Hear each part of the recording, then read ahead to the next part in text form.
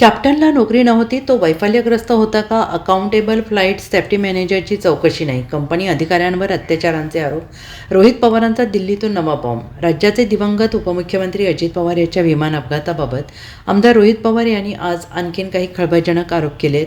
दिवंगत अजित पवार दादांच्या विमानातील किंमत 35 कोटी होती, मात्र विमानाचा विमा 210 कोटींचा होता, तर पायलटचा विमा 50 कोटींचा होता. गुजरातमधील एका गुंतवणूकदाराने तो विकत घेतला, मात्र त्याचा त्यात काही संबंध नाही. सोबतच विमानात जाणीवपूर्वक पेट्रोलचा साठा ठेवण्यात आला होता. तर विमानाचा पायलट हा मानसिक तणावात होता का? त्याला 4 वर्ष नोकरी नव्हती. जेट एअरवेजमध्ये जेव्हा हे कपूर कामाला होते तेव्हा त्यांना महिन्याला 10 ते 12 लाख रुपये पगार होता. मात्र अलीकडे त्यांना कुठेही नोकरी न मिळाल्याने त्यांनी VRS जॉईन केलं होतं आणि इथं त्यांना 3 ते 4 लाख महिन्याला पगार मिळत होता.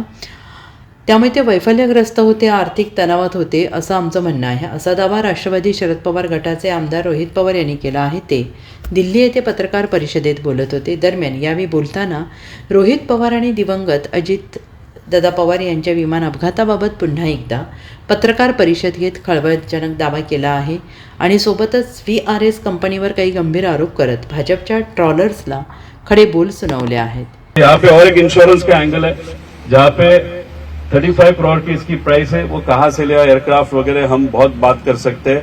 एक पर्सनल इन्वेस्टर गुजरात के थे, उन्होंने वो लिया था, उनका और इस इन्वेस्टिगेशन से कोई लेना देना नहीं है.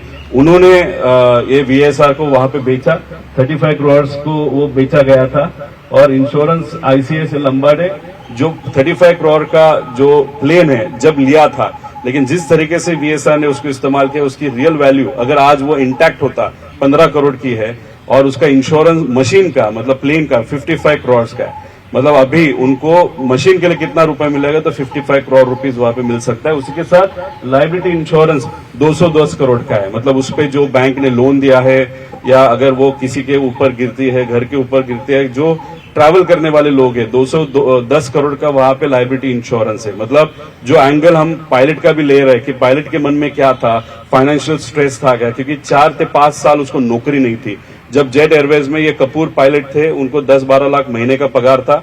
अभी उनको कहां पे भी नौकरी न मिलने के कारण उन्होंने VSR को ज्वाइन किया. वहां पे उनको 3-3.5 लाख का या 4 लाख का पगार होगा और पर फ्लाइट 20,000 रुपए वहां पे मिलते थे. तो डिप्रेशन में थे, फाइनेंशियली स्ट्रेस थे, ऐसे हम सबका कहना है. तो ये लाइबिलिटी के बारे में उनको मालूम था कि वो भी देखने की जरूरत है. आगे bureau report SBN Marathi, Mumbai.